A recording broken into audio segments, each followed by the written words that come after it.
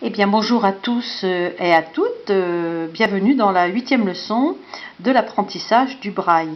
J'espère que vous allez tous bien et puis que vous arrivez maintenant quand même à pas mal retenir tous les points que vous avez déjà appris. Alors aujourd'hui on va voir la phrase. Donc la phrase, la voilà, donc je vous ai fait un petit tableau, bien sûr il y a beaucoup de phrases qu'on peut écrire, mais voilà donc le départ. Donc ici, on va toujours commencer par la majuscule. Mais si par exemple là, c'est pour un mot il, ça s'écrit il, I majuscule, mais le L ne sera pas en majuscule. Mais si vous voulez que votre mot soit en majuscule, il suffit de mettre 2 fois le signe annonciateur de la majuscule.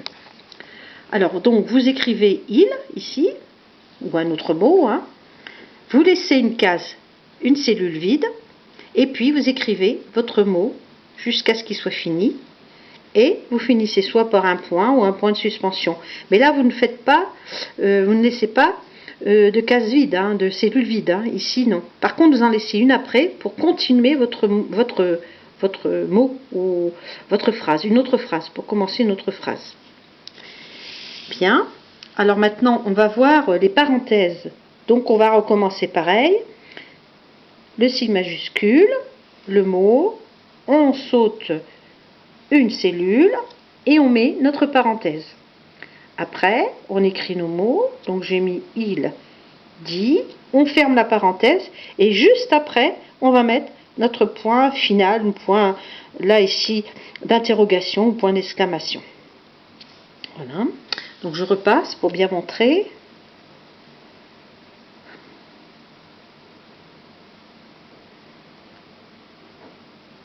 Voilà. Alors maintenant, on va voir le trait d'union. Par exemple, quand on dit « êtes-vous » ou « allez-vous », comment fait-on? Eh bien là, toujours comme d'habitude, on va mettre une majuscule. Là, je mets « et ». Alors, le trait d'union va se mettre tout de suite après. On ne va pas sauter de cellule cette fois. Donc, on va écrire « es-tu ».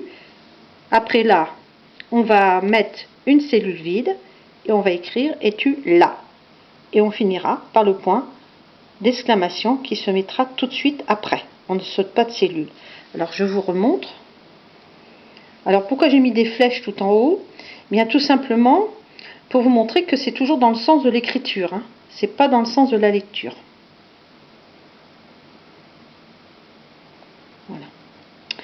Bien, alors la dernière fois, j'avais oublié quelques points quand même de ponctuation. Donc bon, aujourd'hui, je vais vous les montrer. Donc ici, on voit le point de suspension. Donc c'est 3 points en fait, finalement, l'un à côté de l'autre. Vous avez aussi l'italique. Alors l'italique ici, elle est valable pour 2 mots.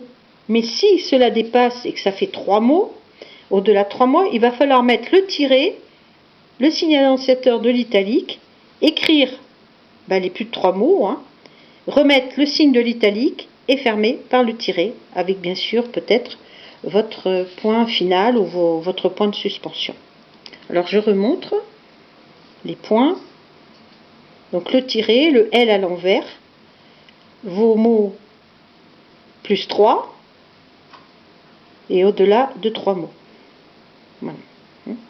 Alors je voulais aussi vous montrer quelques symboles typographiques qui m'ont semblé intéressants et qu'on peut rencontrer quand on écrit, à savoir par exemple le paragraphe. Donc il s'agit du P à l'envers ainsi que le point 5, mais qui prend la place de, bien sûr, dans le sens de l'écriture. Alors voilà le signe du paragraphe. Ça vous évite d'écrire tout le mot paragraphe. Après, vous avez le pourcentage. Donc là, c'est le U à l'envers, avec toujours la place de.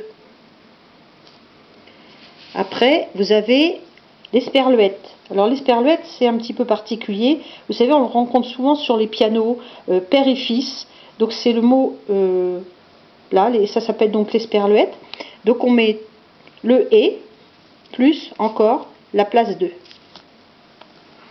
Après, vous avez le degré. Ça arrive de le rencontrer. Donc voilà les places qui sont indiquées. Voilà. Vous avez aussi l'euro. L'euro, voilà comment on écrit l'euro. Et puis, encore une petite particularité, eh bien, c'est lors d'un dialogue, à chaque changement d'interlocuteur, il faut mettre en début de ligne 2 tirets et finir par un point de ponctuation sans répéter les 2 tirets. Donc, vous voyez, c'est assez quand même simple. Voilà. Donc, ben voilà pour donc cette 8e leçon. J'espère que vous avancez bien. Je voulais juste vous dire que la prochaine fois, ben, je ferai un petit cours sur comment on fait les opérations, mais que quelques-unes, hein, parce que je ne suis pas... disons, il faut quand même être assez professionnel pour pouvoir faire des mathématiques. Donc je vous montrerai juste vraiment la base, hein, juste pour information. Voilà.